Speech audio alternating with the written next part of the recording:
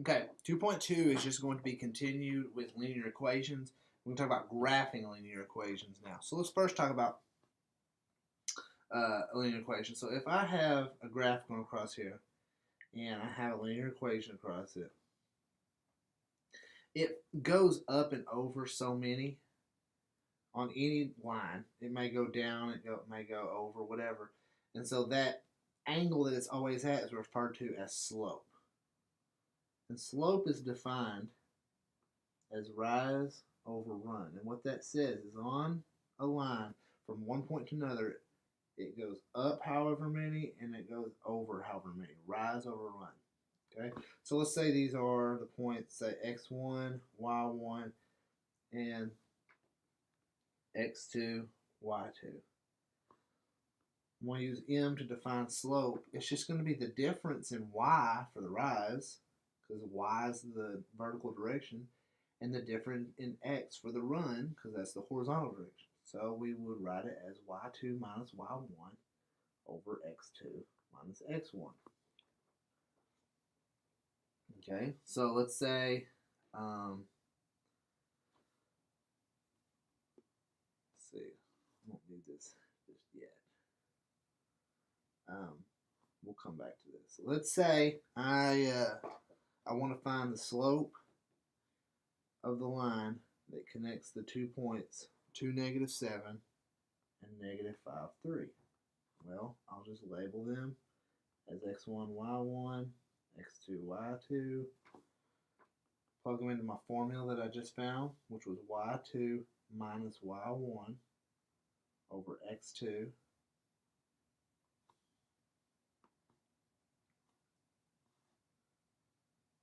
minus x1. So it's going to be 10 over -7, which is just -10/7. Okay? Now, the general form for a linear equation is going to be of the form y equals mx plus b. This is called slope intercept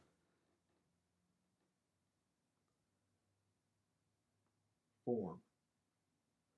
Okay, where m is slope and b is the y-intercept.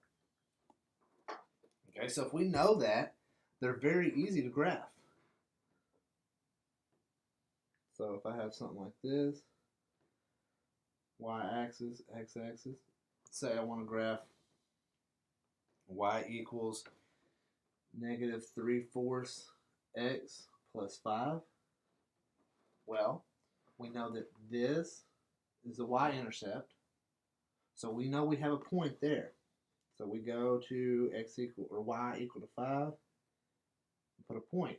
Now we only need 2 points to establish a line, and we can get the second point by using the slope, which is -3/4, and so we know slope is rise over run, so that says go down 3 over 4.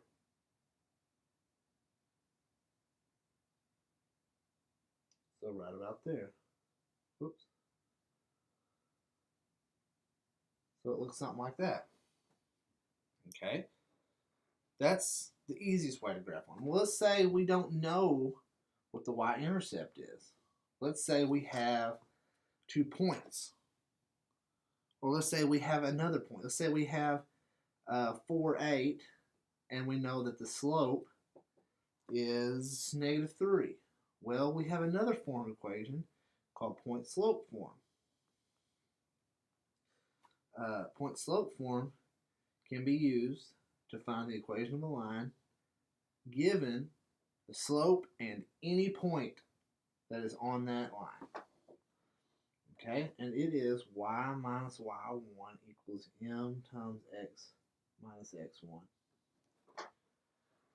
Okay, so we have our x1 and our y1 here, so if we just plug them straight in, that's y minus 8 equals -3 times x minus 4. We can simplify that.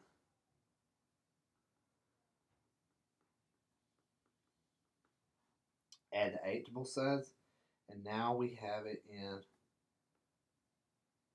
slope-intercept form. And we can graph that just like we did the other ones. What if we're given just 2 points? Say we're given, let's say 2, 6, and 4, -5. Okay, so if we're given 2 points, we need a point and the slope for point-slope form. We have a point. Can we get the slope? Yes, we can use the formula for slope.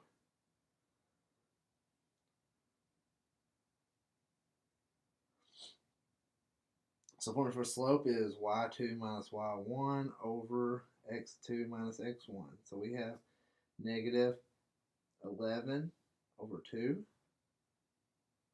And then we can use whichever point we want for point-slope form. We can use the first point or the second point. So find that equation is y. I'm going to use the first point. Y minus 6 equals -11 over 2 times x minus 2. So y minus 6 equals -11 halves x plus 11. And then add 6 to both sides. Y equals -11 halves x plus 17. Okay. Now let's look at some special. Let me do this. Let's look at some special cases. So let's look at vertical and horizontal lines. So let's say on here I have just some random horizontal line.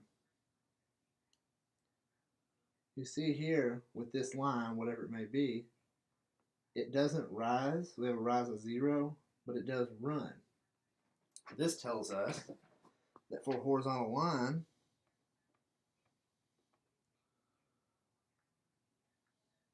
slope is 0. 0 divided by anything is 0. So all we really have is this y-intercept b here. So if we plug in into y equals mx plus b, if I plug in m equal to 0, I end up with y equals b. So this is the equation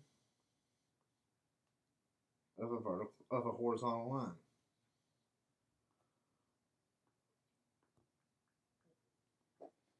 Okay. Similarly, if I want to talk about a vertical line, okay, got some line going through here, got a point. It rises, but it doesn't run. So this is undefined. So for horizontal, vertical, slope is undefined. And so just like the other way, we cross at some x-intercept. So we would say x equals some number is the equation of vertical line. So for example, let me pull up another grid here. Let's say I want to graph the point or the line y equal to 3. Got my y-axis, my x-axis. That's a vertical line. We go to y equal to 3. That's where it crosses. And there's my horizontal line. Let's say I have x equal to -5. Okay, we go down to -5. Do this in red. Go down to -5. X equal to -5. Draw a vertical line. That's how we do vertical and horizontal lines. Okay, now let's talk about parallel and perpendicular lines.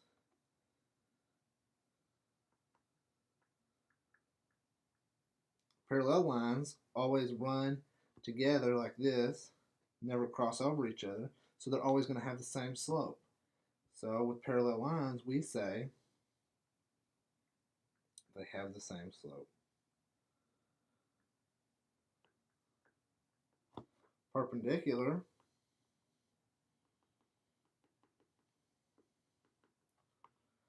had their slopes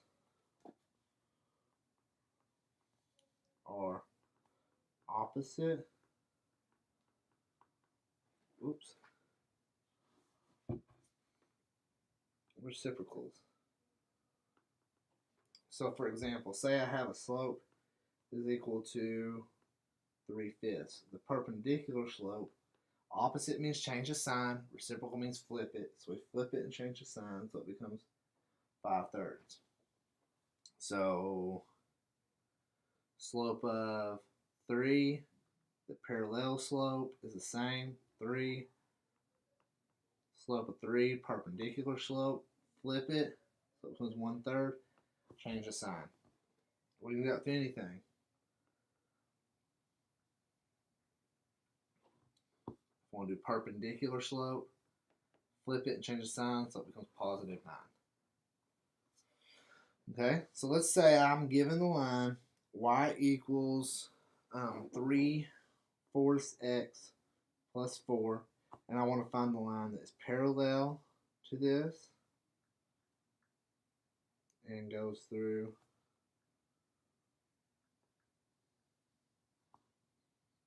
-6, 2. Okay, if I do that, I would do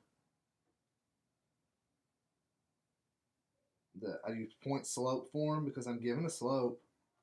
I'm given a point, so point slope is y minus y1 equals m times x minus x1. So it's going to be y minus 2 equals 3, because it's the same slope, because it's parallel, times x minus a -6. So I have y, minus 2 equals 3x, 3 times x plus 6. Y minus 2 is 3x plus 18. Add 2 to both sides, y equals 3x plus 20. Run out of room, I'm sorry. Okay, if I take the same line, y equals 3x plus 4, but I want to be perpendicular, and goes through, let's say 6/4. Okay, I have a point. My slope, if it's perpendicular, I flip it and change the sign so it becomes -1/3. So I have y minus 4 equals -1/3 times x minus 6. So this will be y minus 4 equals -1/3 x plus 2. Add 4 to both sides, y equals -1/3 x plus 6. Okay, so we'll stop there.